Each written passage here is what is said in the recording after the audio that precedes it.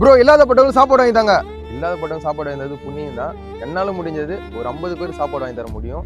முன்ன பின்ன தெரியாத ஒரு பையனுக்காக கண்ணீர் விடுற அந்த மனசு இருக்கு, அதான் கடவுள். ஏன்னா என்கிட்ட அந்த அளவு தான் பட்ஜெட் இருக்கு.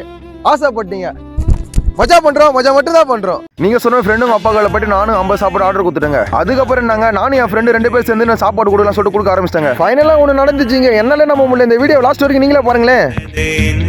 கடலால் தீராத எறும்பின் தாகங்கள் இலையின் மேலாடும் பனித்துளி தீர்க்கும்.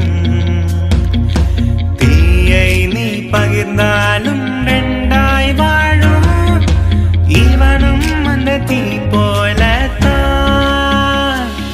அந்த ஆகாயம் போதா. அங்க உட்காந்து இந்த பாட்டி என்ன கூப்பிட்டு, தம்பி எங்க வாப்பா, இந்த வயசுல நீ சாப்பாடு குடிக்கிற, உன் மனசு தான் பெரிய மனசு சொல்லிட்டு அவங்க கையில இருக்கிற மணி எடுத்து என் கைத்துல கிஃப்டா போட்டு விட்டாங்க. எனக்கு மனசு ரொம்ப குளிர்ச்சி ஆச்சுங்க. இந்த வீடியோ பிடிச்சதா லைக் பண்ணுங்க, மத்தவங்க நீங்களும் ஹெல்ப் பண்ணுங்க. எறும்பின் தாகம்